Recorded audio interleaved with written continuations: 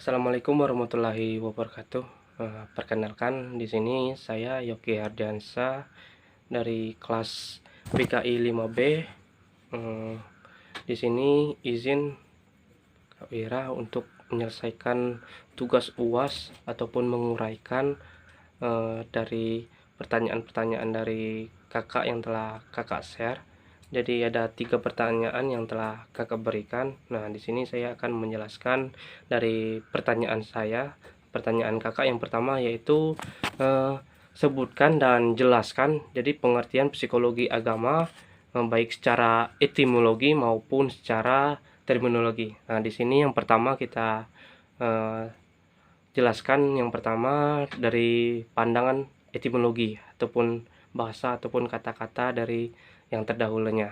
Nah, di sini kan psikologi agama itu terdiri dari 2 kata, yaitu dari agama yang menurut bahasa itu psikologi yang berasal dari bahasa Yunani yang mana Yunani itu dari kata psiko dan logos dari psikologi ini yang berarti kejiwaan. Nah, yang kedua itu agama. Nah, sedangkan agama itu berasal dari kata Latin religio, yang berarti itu kewajiban agama dan ensiklopedia dari filosofi seseorang, kepercayaan kepada Tuhan yang selalu hidup dan meyakini sepenuh jiwa akan keberadaan agama itu. Jadi itu menurut pandangan dari etimologi. Nah, di sini saya menjelaskan juga yang kedua pengertian psikologi agama menurut terminologi. Nah, di mana kalau menurut terminologi psikologi agama itu adalah sebagai cabang psikologi yang meneliti dan mempelajari tingkah laku manusia dalam hubungan dengan pengaruh keyakinan terhadap agama yang dianut oleh seseorang itu dalam kaitannya dengan perkembangan usia masing-masing di fasenya. Upaya tersebut akan dilakukannya melalui pendekatan psikologi, jadi merupakan kajian psikologi di agama.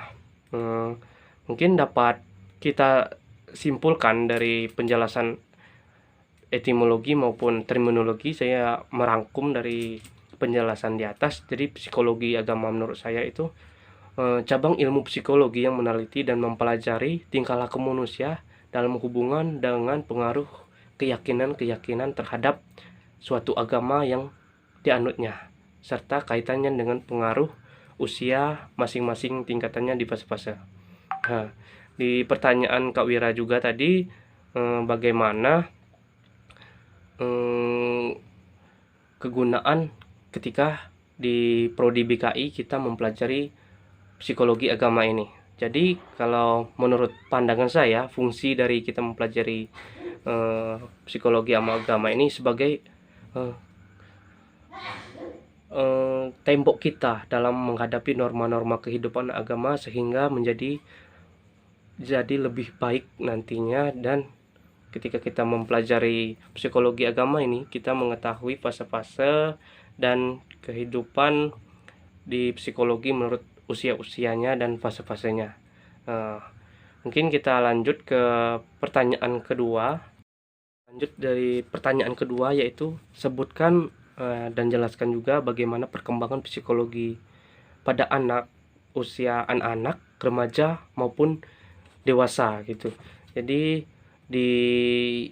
pada anak-anak ini terdapat 3 tingkatan atau pada usia-usia fase-fasenya. Yang pertama tingkatannya itu the fairy tale stage. Jadi yang dimaksud itu adalah tingkat dongeng, di mana usia pada tingkat dongeng ini adalah 3 sampai 6 tahun. Pada tingkatan ini mengenainya lebih banyak dipengaruhi oleh fantasi dan emosi pada anak itu. Lalu yang kedua tingkatannya yaitu the realistic stage atau bisa disebut tingkat kenyataan. Jadi di tingkat ini anak itu mulai sejak anak masuk sekolah dasar hingga ke usia lanjutnya. Pada masa ini ide terhadap ketuhannya anak sudah mencerminkan konsep-konsep yang berdasarkan pada kenyataan ataupun realistisnya. Nah, yang ketiga yaitu tingkatan the individual stage, di mana tingkat yang ketiga ini adalah tingkat individu. Pada tingkat ini anak itu telah memiliki kepekaan emosi yang paling tinggi sejalan dengan perkembangan usia mereka. Nah, kita lanjut pada perkembangan pada masa remaja atau yang bisa disebut al-murahiqah. Nah, di sini juga dibagi ada beberapa, yaitu pada masa remaja awal. Nah, pada masa remaja awal ini usianya yaitu antara 13 sampai 15 tahun. Nah, di mana pada usia ini perubahan jasmani yang cepat sehingga memungkinkan terjadinya goncangan emosi ataupun kecemasan di kekhawatiran di dalam dirinya. Lalu yang kedua, tingkatan pada masa remaja ini yaitu pada madiyah, pada masa remaja madiyah, yang bisa kita sebut dalam biologisnya itu pada masa-masa pubertasnya, di mana usia 16 sampai 18 tahun. Nah, yang ketiga adalah masa remaja akhir. Pada masa remaja akhir ini termasuk saya sendiri sedang mengalami ini pada usia 19 sampai 21 tahun, di mana pada fase ini, tingkatan ini, masa remaja itu terakhir dapat dikatakan bahwa anak pada waktu itu dari segi jasmani maupun kecerdasan telah mendekati kesempurnaan, yang berarti bahwa tubuh dengan seluruh anggotanya telah dapat berfungsi dengan baik. Kecerdasan telah dianggap selesai pertumbuhannya, tinggal pengembangan dan penggunaan yang saja yang bisa diperhatikan. Lalu perkembangan ketiga yaitu pada masa dewasa.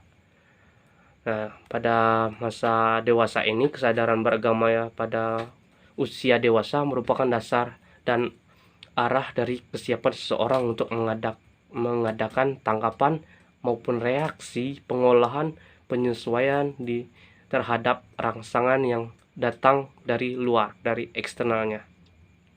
Mungkin itu penjelasan dari saya dari